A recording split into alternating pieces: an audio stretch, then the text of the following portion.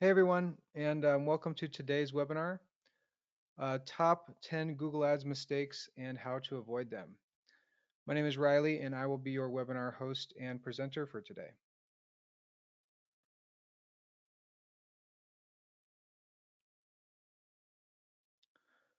All right, before we hop in, just some quick housekeeping.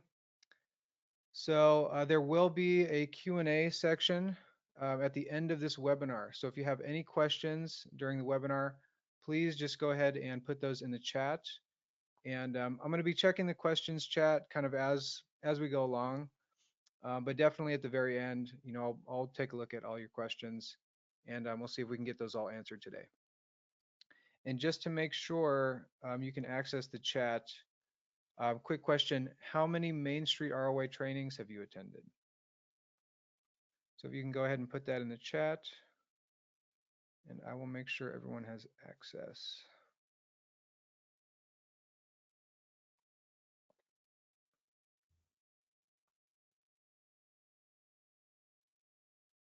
All right. Perfect. Okay. And yes, we are recording. So what's going to happen is tomorrow morning, you're going to get an email with a link to the slides and a link to the recording as well.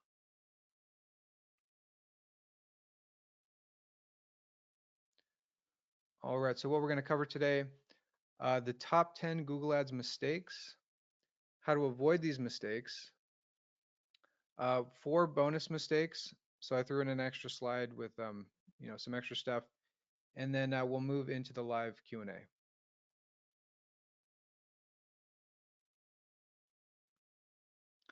All right, so who am I and why listen to me? My name is Riley McLaughlin, and I'm one of our Google Ads analysts here at Main Street ROI. I also oversee our webinars and our newsletter. So if you're subscribed to our newsletter, then you'll see those emails come in twice a week. I also work with our team on some video content, and I actively manage Google Ads accounts. So I'm actively engaged in the work. All right, so these are the top 10 Google Ads mistakes.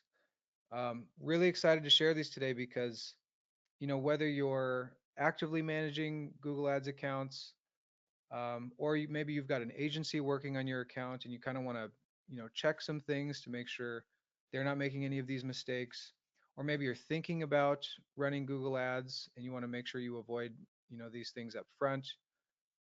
These are going to be some great tidbits because these are pretty common that I see in accounts that I audit. All right. So these are the top 10 Google Ads mistakes. And of course, at the very top, we have conversion tracking issues. So conversion tracking is basically what allows Google Ads to see what is the goal that you want people to take from clicking on an ad. So if you're a lead gen business, that's going to be a phone call, or maybe it's a form submission. If you're e-commerce, that's going to be sales. So we actually have to set that up in Google Ads in order for the Google Ads campaigns to know that they're getting conversions, what a conversion looks like, what does the person who converted look like, based on what Google knows about them, which then allows Google to get more conversions. So we really do have to set this up from the get-go. So the way that you would navigate to the conversion or the goals area in Google Ads is by going to the left here to goals and summary.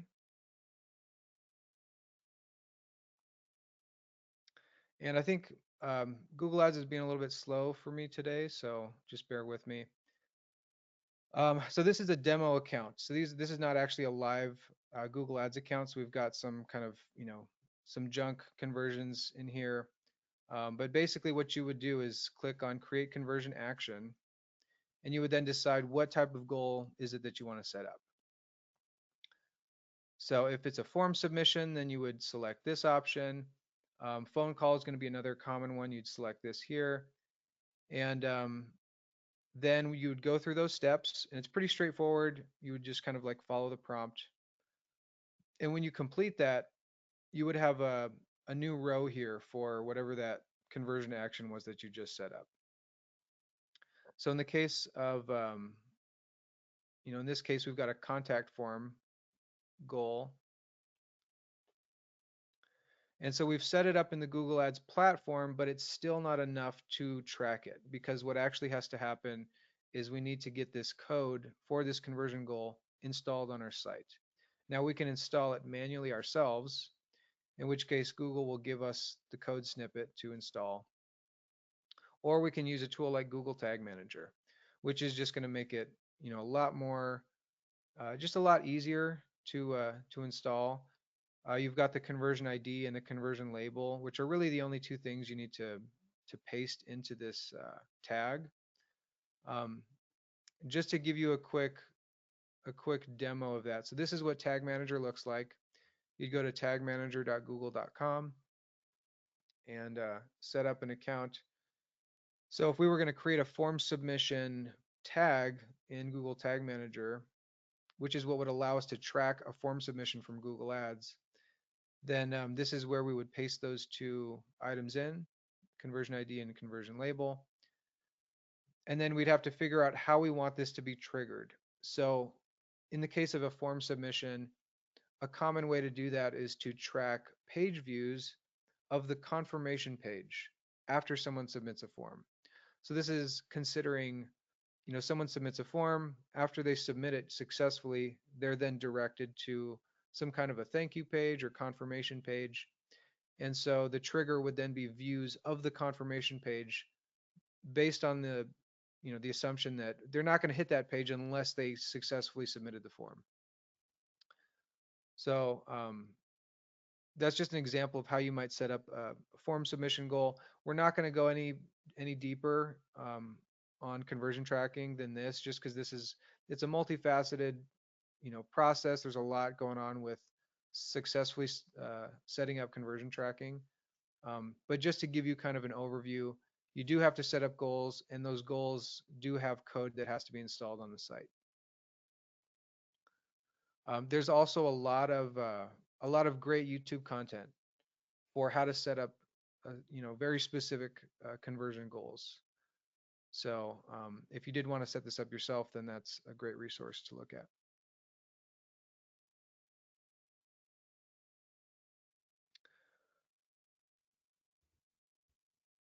All right. It looks like we might be having some audio issues. Can you guys hear me?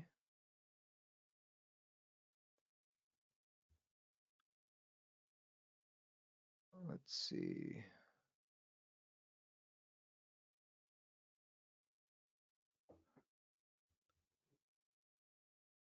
I'm just going to look at the chat really quick. Um, okay, I think you guys can hear me now. Perfect. All right. Mistake number 2 is not having enough budget relative to the number of campaigns and costs per click. So this is a common issue I see when an account has maybe multiple campaigns, um, or costs per click are just way too high. So for example, let's say you've got $50 a day across your entire account, and that sounds great, except that you also have 10 campaigns. So each campaign has $5 a day, and let's say your average cost per click is $2. So in that case, each campaign is only able to get, 2 or 3 clicks each day. And as a general rule, what I'd say is a good search campaign is going to need at least 10 clicks every day in order to get enough data. And the reason for that is that, not everybody who clicks is going to submit that form or make a sale. So, we need to keep that in mind. If you're only getting 2 clicks a day, let's say you have a 10% conversion rate on the site. So that means you need 2 clicks a day for 5 days. One of those clicks is likely to turn into a lead. And then you have to close that lead, which maybe that's another 10% on top of that. So there's just a lot of clicks would then be required to go from seeing a Google ad to actual sale. So for that reason, we have to make sure that we're getting enough click data. At the same time, the challenge is making sure that we're targeting relevant keywords. And unfortunately, what happens is that some of the most relevant keywords are the most sought after. So there's the competition's high. It might be expensive for each click. So that leads me to the second issue, which is, let's say again, same example, campaign is running at 50 bucks a day. You have one campaign, but your average cost per click is $30. So again, you're still only getting like 2 clicks a day, which is just, it's not enough data to to make this work. So I just want to kind of demo how to look at this in Keyword Planner, just so you get some experience, pulling these stats directly from Google. So let's say I want to serve ads for best running shoes.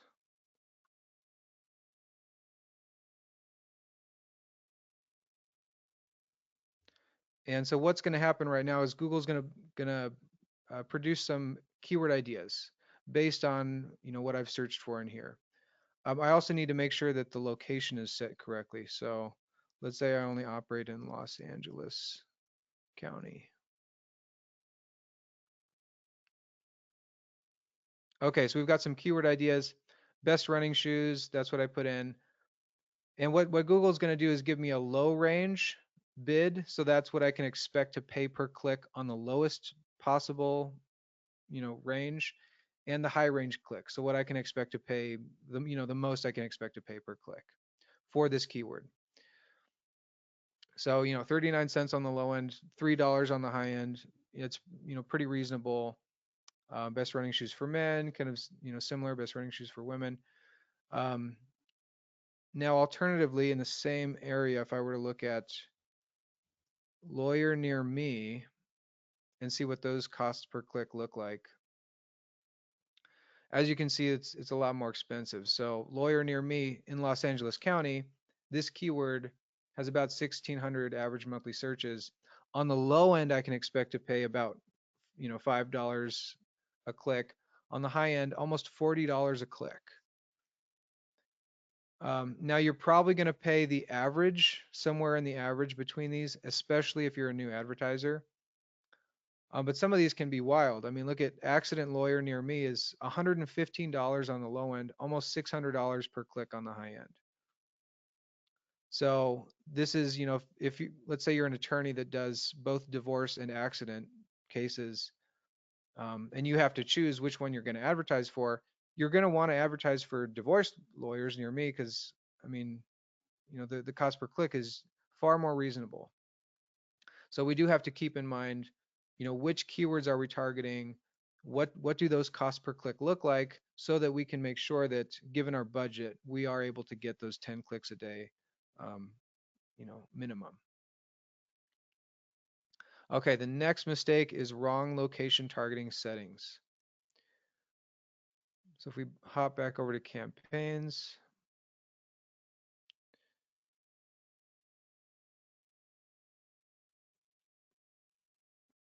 I think Google's freezing up on me. There we go. Okay, so if we hop into just in this campaign, for example, and we take a look at campaign settings, we go down to locations. So this is where we would set our locations. Where do we want people to be able to trigger these ads? And in this case, I have Los Angeles selected. Now, this is similar to what you'd see in the campaign setup menu when you actually create this search campaign. However, there's this little drop-down setting here for location options. And when you select that, there's two options to choose from. This is the option that's pre-selected by default, presence or interest. And what that means is that people who are in or regularly in this location can trigger my ads, or people who have shown interest in this location. And the issue with that is that people who've shown interest may be in Russia, they might be in India, they might be in Sweden, they might be anywhere in the world. But if I'm in this case, let's say I'm a dental practice, that's not at all relevant for me. I only want to serve ads to people who are within driving distance of my business. So for that reason, I'll want to make sure that I change this setting to presence, people in or regularly in, and then click save. And actually, if you wanted to see which clicks you were getting from outside your immediate area, you can go to Insights and Report Editor, create report. Or actually, we can do this. Well, I'll just show you how to do it here. Um, so under all columns, once Google Ads will load, there's an option for location. So this is where I found this option: country or territory, user location, and then other things that I would like to generally select are going to be under performance. So clicks, impressions, cost, and conversions, just because I'm curious. And what this is going to do, we're not going to see anything here because this is a demo account, but you would see rows here that show the country. And then there'd be columns for clicks, impressions, costs. So we could actually, we could sort from highest to lowest what the cost is from other countries, people from other countries clicking on our ads, just to get an idea of maybe what that has cost us in the past.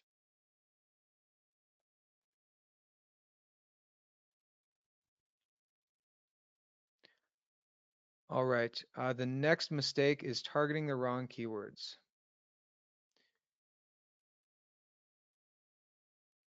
All right, if we go back here, okay, so um, let's select our campaign again. Let's go with dental implants demo.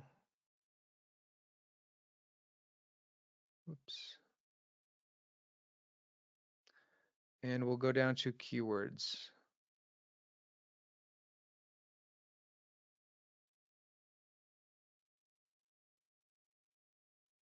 Okay. Selecting the wrong keywords. So this is something that I commonly see in accounts that, I audit. Someone went in and they just kind of added general keywords that are somewhat related to what they do. So in the case of a dentist, that might be adding keywords like dentist, or, you know, something else that's really like teeth whitening or implants, dental implants. It's just too broad. There's not enough buying intent.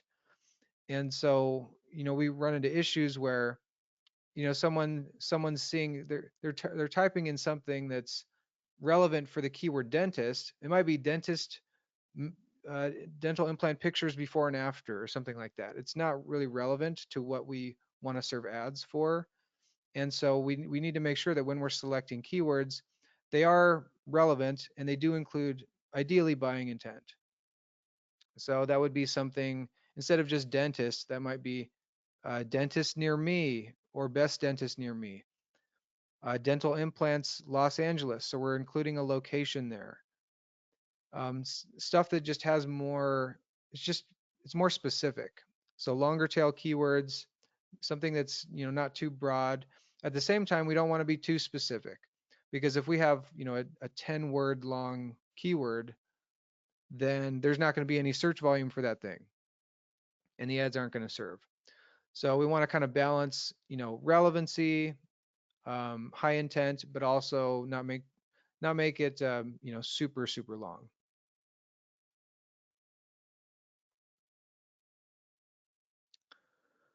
All right, the next mistake, number 5, is going to be keyword match types. So I actually have a separate slide for this, just because I feel like it's going to be a little easier to follow if you're visually, taking a look at it. So for Google Ads search campaigns, we've got 3 different match types. Now, a match type just means you can target the same keyword, dental implants, but there's 3 different ways that you can add it. So you can add it as exact match, in which case there are these brackets around it. You can add it as phrase match, in which case you have these quotation marks around it, or broad match, where there's no modifier at all around it.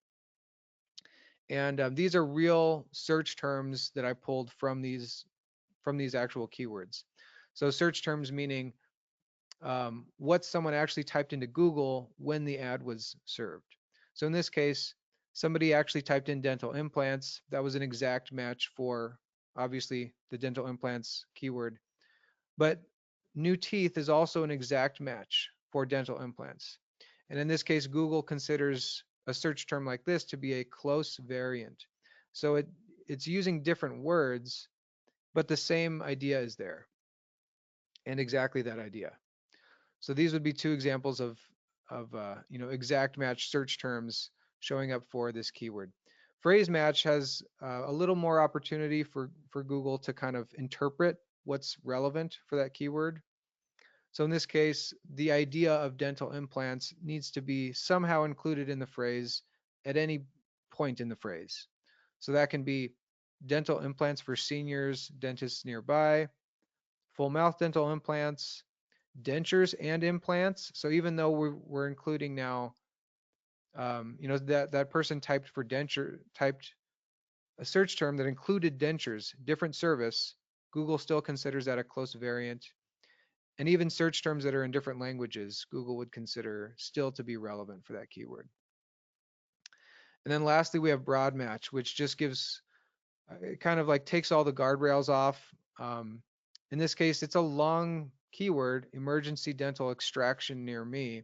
But despite that, Google is really just matching for anything related to dentistry at all. So no insurance dentist, affordable dental care, dentist in some location, and even just the search dentist. So for that reason, if you're running Google Ads at less than $10,000 a month, I wouldn't even consider broad match keywords. There's just too much opportunity for people to trigger your ads when they're not searching for something that's really relevant. Instead, I'd really focus on exact match and phrase match keywords. So this is an issue in accounts. This is a mistake as far as I've seen when someone comes to us, they say, hey, my Google ads is just not working. I'm getting all this irrelevant stuff. And you go to look at the keyword list and it's a bunch of broad match keywords. Well, that's the reason that, the ads are being triggered and clicked on by people who aren't actually relevant and who don't have any buying intent. So that is mistake number 5. All right, mistake number 6 is ignoring the search terms report. So if we go back to insights and reports and we go to search terms, again, this is a demo account, so we're not going to see data here. But if if we have the right date range selected, last 30 days, we've got our campaign selected, and your campaign is running, you're going to see search terms here. These are the things that people actually searched for in Google when your ad appeared. And this is a report that really just needs to be reviewed regularly. This is just a part of regular, healthy search campaign management. You're going to want to review your search terms. And what you're looking for are things that are not actually relevant for your business. Or, even if they are relevant, that they have enough buying intent. So in this case, the search term dentist, I would probably add that as an exact match negative keyword to block that specific search in the future. We're going to talk about negative keywords next, but this is the search terms report. So what you would want to do probably is go up to columns and adjust your column set. And things that I want to see are clicks, cost, impressions, click-through rate, average cost per click.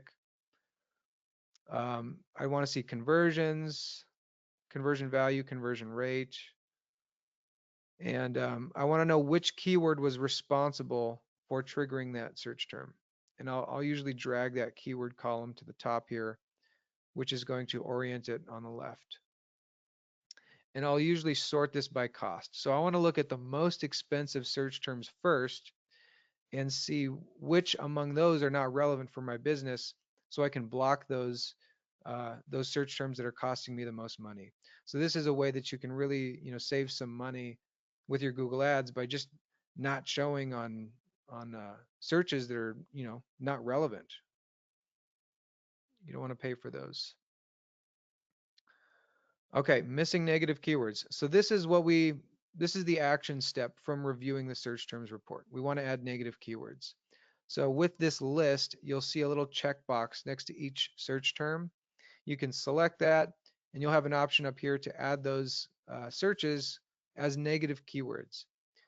And similar to regular keywords, we can add negative keywords in all three match types.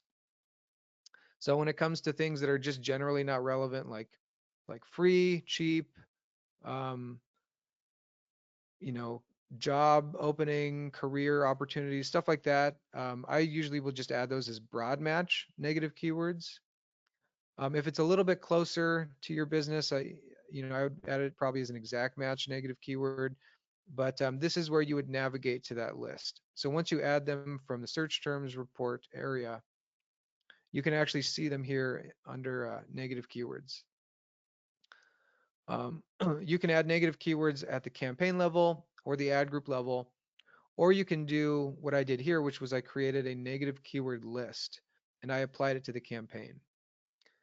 And I like negative keyword lists because they're just, it's a long list. You can just apply it to any new campaign that you create instead of trying to add, 250, 700 keywords, whatever, to a new campaign. Um, you can just go to shared library, exclusion lists, and this is where you'd set up a negative keyword list. So just to give you an example of what that looks like, here I have a bunch of negative keywords. Um, Artificial teeth, price, average cost, cost or price questions, cheap, stuff like that I've added as exact match negative keywords. And you can actually see the match type here.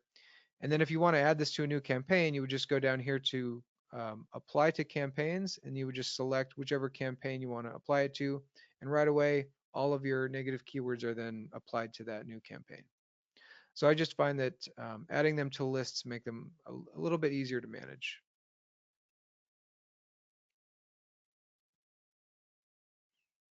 All right, mistake number 8, relying on manual bidding versus automation. So when it comes to bidding, we're talking about bidding strategies for the campaigns. So if I get over to the campaigns area, and we'll go to campaign settings. Okay, so just to give you a visual, so this is the search results page. I searched for lawyer near me, and as you can see, I've got I've got a couple ads at the top here.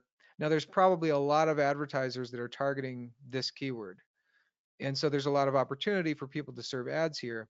So the way that Google determines which advertisers are going to serve has to do with the auction, the ad auction that takes place, in real time when someone's searching. Things that are going to factor into the ad auction are, things like ad rank. One of the biggest components of ad rank is going to be bid, so how much you're willing to pay for that click if you were to win that impression. This is an impression, and Google already knows what this advertiser is willing to pay if I were to click that ad. And the way that we bid is determined by our bidding strategy, which is set at the campaign level. So in this case, I've got maximize conversions selected. This is a smart bidding strategy. In this case, Google's algorithm is focused on looking at my historical conversion data and trying to get me as many conversions in the future as it possibly can. And it'll bid a little more aggressively to do that. If someone looks like Google thinks that they're going to convert, it's going to keep upping my bid. So you can expect to pay a little bit more per click when it comes to max conversions. But that's because Google is not trying to be conservative with budget with this bid strategy type. It's trying to get as many conversions as possible. There are other bid strategies, some focused on clicks. So, trying to get as many clicks as possible, but ignoring conversion data. So you'll pay less per click. But again, Google's not considering conversion data. It's not trying to get you conversions if you're on a maximize clicks bidding strategy. And down here, we have this option that now says, or select a bid strategy directly, not recommended. And then now after I click that, now I have the option to select manual CPC. So this is manual bidding. This used to be a best practice for Google Ads. And the way manual bidding works is that we would manually select the top bid, the most we're willing to pay for a click. We would select that at the actual keyword level. So if you went to keywords, there would be a new column for bid, and so we would literally type in, $4 a click, 350, and whatever it is, we would decide how much, what is the maximum we're willing to pay for that click. The problem nowadays is that your competitors are probably using smart bidding. So if the most you're willing to pay is $3.50 per click, and they're using max conversions, then their account's going to up that bid to maybe $3.51, and they're going to win that auction over you because you're on manual bidding. So this is just not a best practice anymore. I wouldn't be surprised if Google actually deprecates this bid strategy type. They've already removed enhanced CPC, which was a modification of manual CPC. So all that to say, I would stick with max conversions or max conversion value. Max conversions if you're a lead gen business, max conversion value if you are in e-commerce business. And then from there, if you want to set a target like target CPA, it's a modification of max conversions, or target ROAS, which is a modification of max conversion value bidding. You can set the target later. I would not set a target up front, even though uh, Google recommendations, which we're going to hop into next, are going to recommend that. Just stick with max conversions, max conversion value, and you'll be good to go. All right. Mistake number 9 is using auto-applied recommendations. So I had just mentioned recommendations, and this is where you would see those. So the way the recommendations work is they're all automated.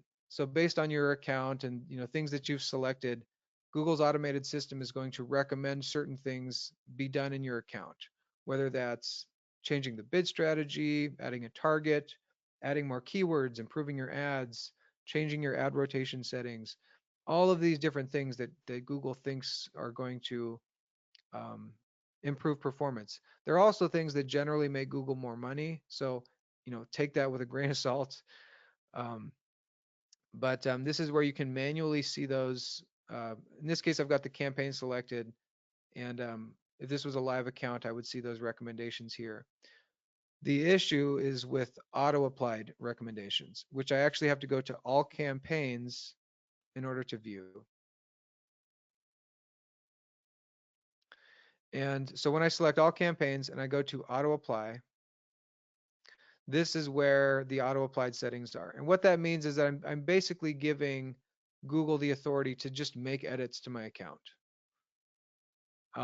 They're not going to increase the budget, but they will do certain things. So in this case, these are a little more benign, removing redundant keywords, conflicting negative keywords, adding responsive search ads. That I definitely would not add. I wouldn't add any of these actually, but that's probably the most dangerous that I see among this top list. But it's really the bottom list where I've seen the most issues. So adding new keywords, adding broad match keywords. I can't tell you how many times I've looked at an account and I've just seen in the change history, I've seen um, all of these, auto applied recommendations, all of these changes made to the account, all in quick succession. Like 50 broad match keywords were added, new ads were created. All of these things were opted into. Where search campaigns are serving on the display network now. All of these auto applied recommendations have made changes to the account, and it's really just tanked performance. So, my recommendation is just don't do anything with auto applied recommendations. Just keep them all unselected. And if you're making a change to your account, you should be the one doing it, or someone that you've tasked with managing the account should be the one doing it. If you want to look at recommendations, manually, and you can approve them manually, I would do that. There are things that it'll catch um, that I think are helpful, and I do think it's important to review recommendations. but I just would not give Google the authority to do this automatically for you. Um, word of warning about this is it's not uncommon for Google account strategists, quote unquote, to go ahead and reach out to you, and they've got a Google email address, but really they work for a third party, and their goal is to book a call with you, talk about optimizing performance, and what they mean by that is by opting into things which you know generally make Google more money. I think Google's own data shows that they do improve performance, but there's a difference between aggregate data and an account that's spending $1 million a day versus the small business that's got $1,000 a month. And best practices for both of those types of businesses with regard to Google Ads are different.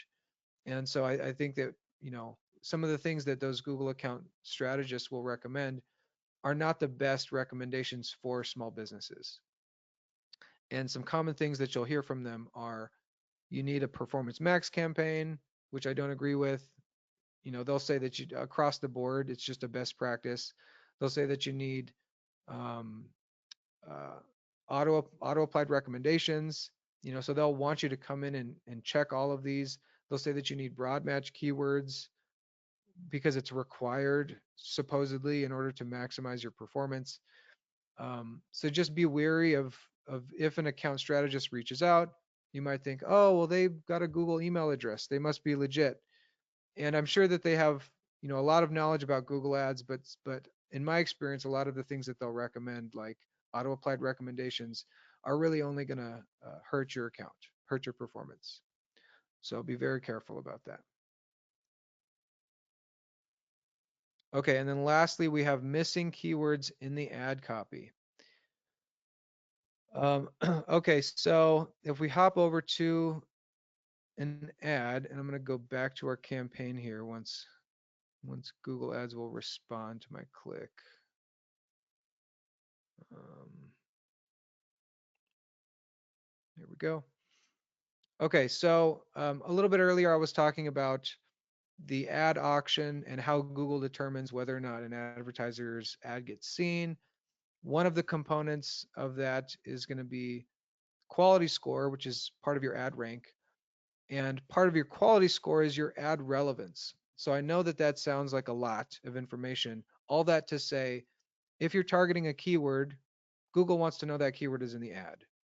And the reason is if you're targeting lawyer near me, but the ad says nothing about lawyers, then from Google's perspective, that's not a relevant ad. And that's a poor user experience. And while Google wants to make as much money as possible, they also want to make sure that people have a positive experience when they're using Google. So it's important to Google that the ads are in fact relevant for the keywords that you're choosing to target. So that's one of the mistakes that I've seen is that there's an ad that's running, it's got all of this benefit focused copy, things look great, but there's no keywords. Or there's only a couple keywords, and let's say they're targeting 20 keywords, but only 2 of them are in the ad. There's an opportunity there to improve ad relevance. So a common way to improve that is obviously just start adding some of those keywords to your ad. So you can literally just add them to headlines if it was lawyer near me or whatever it was. In this case, this ad is for a dental account. However, there is a pretty snazzy way that you can add in a lot of keywords all at once, and that's by using dynamic keyword insertion, which I almost never see in accounts that I've audited. And it's so easy to set up. So all you have to do is type in a little squiggly bracket, and you'll get a drop-down menu. And what you'll do is select keyword insertion. So what this allows Google to do is, what we're telling Google is, okay, if someone searches for something that's a match for one of the keywords in my account, I want you to go ahead and insert whatever the keyword was that was matched, put that in my ad. So not to be confused with what they searched for. Well, that's not what's going in the ad. The keyword that we're targeting is what gets put into the ad. And what's nice about that is that it'll pretty much cover all the keywords in your account. So if I were to put in a squiggly bracket, keyword text, I like title case. And then what was my default text? Oh, dental implants near me. So if for whatever reason Google can't insert the keyword that was triggered, then we add some default text here, and then we click apply, and that's it. So this single headline is now capable of inserting any of the keywords in this ad group, provided they're 30 characters or less. So just to show you what this looks like, I'm going to go ahead and pin this headline to the first position. So we can see here the keyword that's being inserted is periodontics near me. This time it's dental implantologist near me. Best implants near me. So we've got different keywords that are being inserted into the ad because we're allowing Google to dynamically insert them. So it's a really powerful tool that's really incredible for ad relevance. On the same note, we also have a couple others. So I'm just going to quickly note these. You'll also see these options when you hit that little squiggly bracket for countdown timer and location insertion. In this case, location insertion will insert the location of the user. By default, we're saying Los Angeles, but dental implants, Venice. Uh, let's see if we can get a different location. Dental implants, Los Angeles. So different locations are being inserted. And lastly, not too many use cases for this, but if you did have a countdown, sale going on, you can add a countdown timer in. In this case, I'm saying the special ends in the countdown timer, 17 days, and then as we get closer, it'll dynamically go down in days.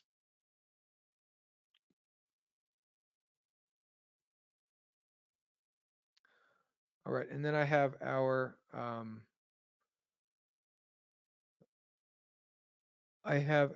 bonus mistakes.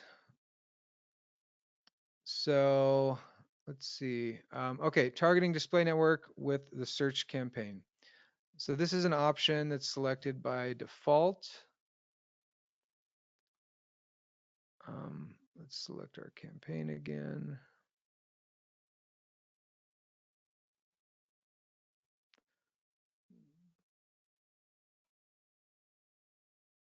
All right, dental implants demo. And this is configured in campaign settings.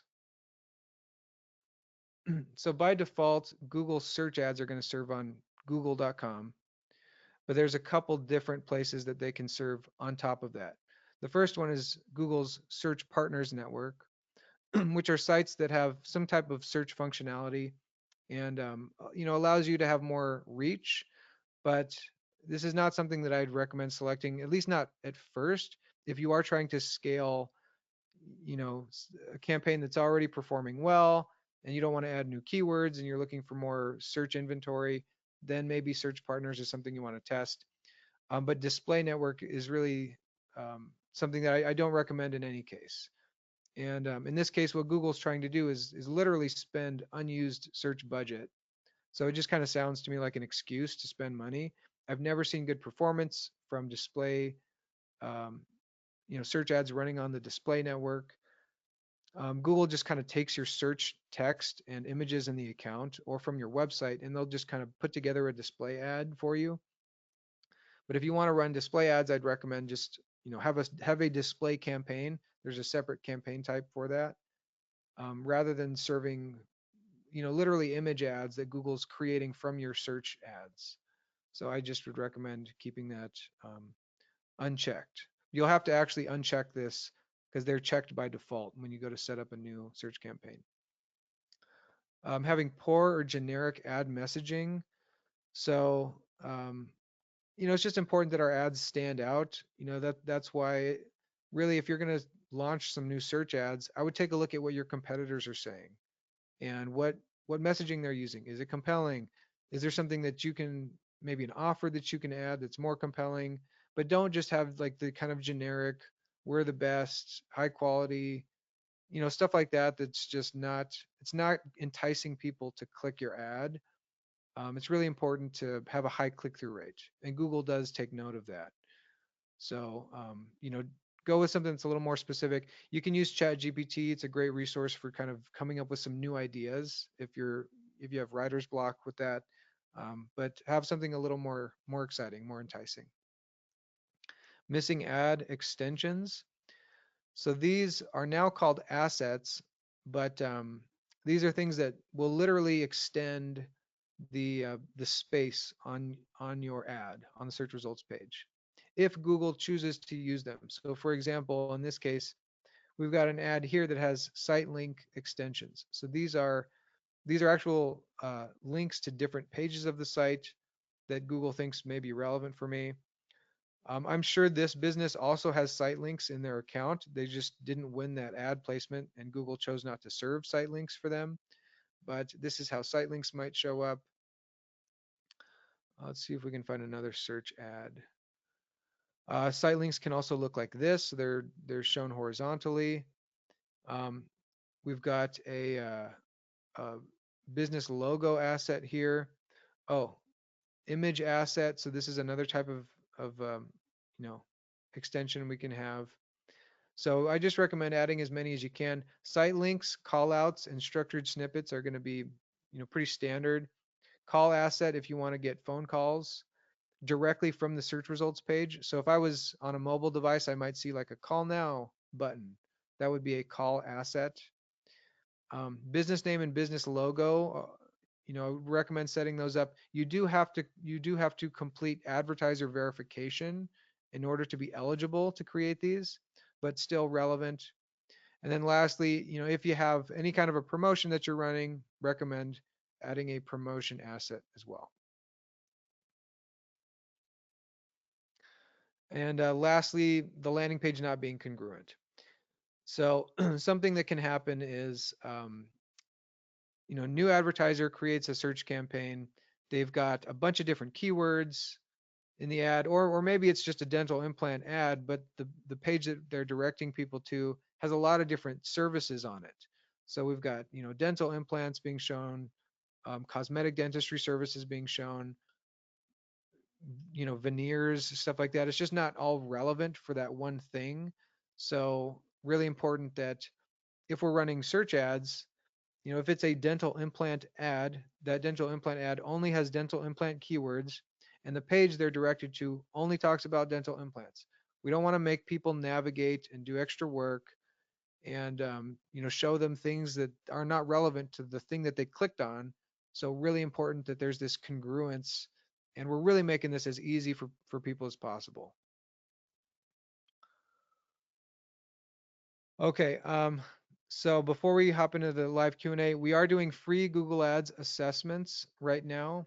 So if that sounds like something that's interesting to you, I will personally take a look at your website and, whether you're running ads or not, kind of give some recommended keywords, ad budget, that kind of thing. Those assessments do include a quote for our services. So, but if that sounds interesting, just go ahead and let me know in the chat, and I will follow up with you after. Alternatively, you can request a quote with this link, and I'm going to just drop this link in the chat real quick. And lastly, we also partner with other agencies. So if you are an agency that provides services to your clients, we can do that for you behind the scenes. So we white label with a lot of other agencies and do a lot of good work for them. In that case, you can request a partnership discovery call by reaching out to Caitlin. And I will drop her email in the chat as well. All right, let's take a look at some questions.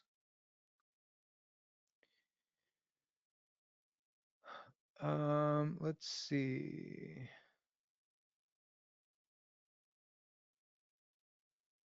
Okay, even when I have presence, people in or regularly in your included locations and specific locations selected, I still get clicks from other countries. I have to add those countries to exclude locations. Is there another way? Very time consuming. So that shouldn't happen. So if you've got a campaign here and you go to locations and you've selected presence and you've got your specific locations here, you should not be getting clicks from from people from other countries, at least not a lot. I'm sure that this is not a perfect process, and Google kind of does their best, um, but it really should not be happening. It's not obviously retroactive, but moving forward from the time that you've selected this, that shouldn't happen in the future. If you are getting clicks still from other countries with this selected, I would reach out to support to see if there's some something happening, some issue that they can identify on their end. Um, you shouldn't have to then go ahead and exclude all of those, countries, every country around the world. Um, I'm sure that there's, if I guess if you had to, worst case, I'm sure that there's like a location exclusion file or something that you can download somewhere that you can upload to your location exclusions and just do it all in at once. Kind of do it in bulk. But yeah, that really shouldn't be happening. So I'd recommend, if you do have those settings selected, I'd recommend reaching out to support. Yeah, so auto applied recommendations, you want to make sure you go to all campaigns. So this is how to navigate there again. You want to make sure you go to all campaigns. You have to select campaigns. And then, whoops, sorry, you have to select recommendations. And then it'll appear. So you can't have an individual campaign selected. You have to be at basically the account level in order to select auto apply, to get to this menu.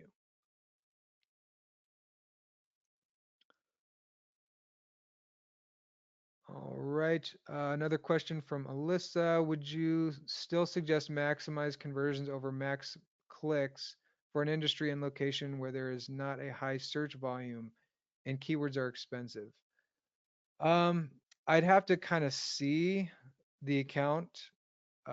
If keywords are truly super, super expensive and you're not able to get 10 clicks a day on average, um, I might even look at a different campaign type to see if there's maybe a different way to approach people. Um, yeah, because it's just you just can't be spending too much and getting 1 or 2 clicks a day. It's just not gonna work. So, in that case, it might be, can you get in front of those people with video? That would probably be my next question, or maybe even Facebook ads. Moving away from Google. Is there a way that we can kind of preemptively get in front of people since search is just proving to be too expensive?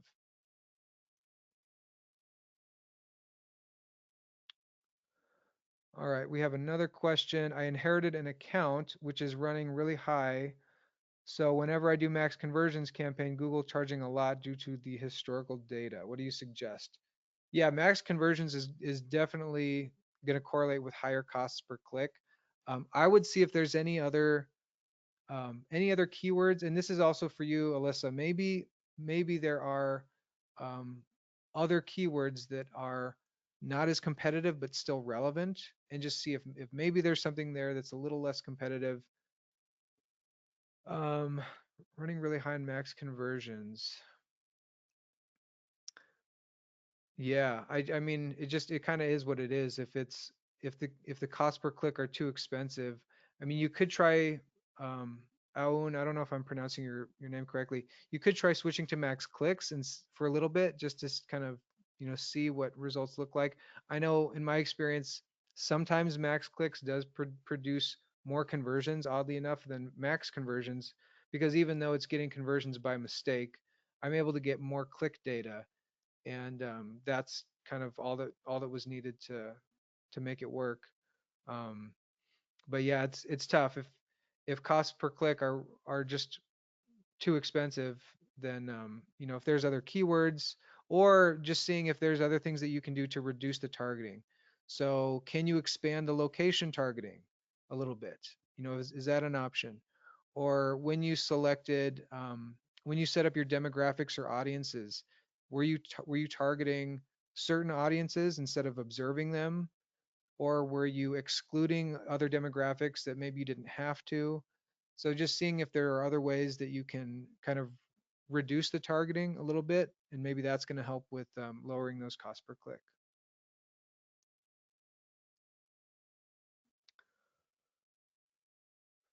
Um, we are a nonprofit. Our audience is in Orange County. We run a Google Ads grants account. All right. Cool. Are there any other questions? I know we're a little bit over. We kind of started late, um, which is my fault. But yeah, if there are any other questions, let's give it another, let's say 30 seconds and see if there are other questions. Also, if you do come up with a question after the fact and you just forgot about it, just send me an email. I'll make sure that I get that answered for you. And again, we will send out the recording and the slides tomorrow morning, so you'll get those.